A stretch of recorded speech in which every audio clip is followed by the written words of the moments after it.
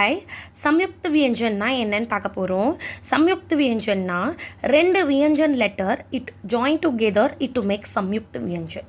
இந்த காக்கு கீழே ஒரு குட்டு டேஷ் போட்டிருக்காங்க இல்லையா, இதுக்கு என்ன அர்த்தம்னா இதை கான்னு படிக்கக்கூடாது, இக்குன்னு படிக்கணும்னு அர்த்தம். இந்த சிம்பிளை நம்ம ஹாலண்ட் சிம்பிள் அப்படின்னு சொல்லுவோம். இந்த ஹாலண்ட் சிம்பிள் எந்த லெட்டருக்கு கீழெல்லாம் வந்திருக்கோ அந்த லெட்டரை நம்ம மெய்யெழுத்தாக படிக்கணும். ஃபார் எக்ஸாம்பிளுக்கு இப்போ தமிழில் கா எடுத்துக்கலாம். இதை இக்கா மாற்றணும்னா நம்ம மேலே ஒரு புள்ளி மட்டும் வச்சா போதும். ஆனால் ஹிந்தியில் அதே அந்த வியஞ்சன் லெட்டருக்கு மேலே ஒரு புள்ளி வச்சா அது மெய்யெழுத்தாக மாறாது. அதுக்குள்ளே இருக்கிற சென்டர் ஆக்சஸில் ஒரு கோடு போட்டு அந்த லெஃப்ட் சைடில் இருக்க பாட்டு தான் அதோட மெய்யெழுத்து. இப்போ நான் இங்கே எக்ஸாம்பிளுக்கு வா எடுத்திருக்கேன். வாவை சென்ட்ரல் ஆக்சஸில் கோடு போட்டு அதோட லெஃப்டில் இந்த 0 மட்டும்தான் வரும். ஸோ இதுதான் இவ். இப்போ நம்ம வேறு லெட்டர் எடுத்துக்கிட்டோம், தா எடுத்துக்கிட்டோன்னா தாவை சென்ட்ரல் ஆக்சஸில் கோடு போட்டு லெஃப்ட் சைடில் எடுத்து பார்த்தோன்னா ஒரு சி மட்டும்தான் இருக்கும். அப்போ அதை இத்துன்னு நம்ம படிக்க முடியாது. இந்த மாதிரி சென்ட்ரல் ஆக்சஸில் கோடு போட்டு பிரிக்க முடியாத லெட்டருக்கு கீழே தான் நம்ம இந்த ஹாலண்ட் சிம்பிள் போடுவோம். இது ஒரு நமக்கு ரீட் பண்ணுறவங்களுக்கு ஒரு ஹிண்ட்டு கொடுக்குது. அதை வந்து இத்துன்னு படிங்க, தான்னு படிக்காதீங்கன்னு. நெக்ஸ்ட்டு இன்னொரு இந்த மாதிரி டேஷ் போட முடியாத சில லெட்டர்ஸை இன்கம்ப்ளீட்டாக எழுதுவாங்க. காவை இன்கம்ப்ளீட்டாக எழுதுனா இக்கு. அதை தான் இங்கே பார்த்துருக்கீங்க. இப்போ காக்கு கீழே டேஷ் போட்டு கொடுத்துருக்காங்க இக்கு.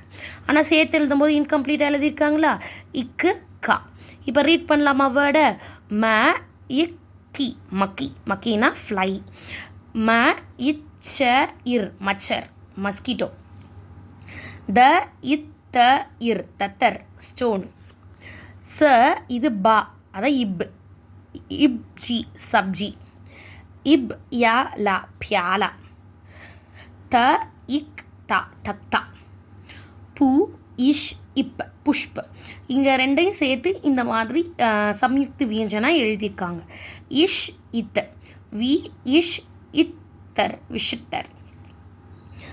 இவ் யா பாரி வியாபாரி. ஹிக் வா லா இக்வாலா மில்க்மேன். க இட்டா கட்டா பிட், அதாவது பள்ளம். சி இட்டி சிட்டி.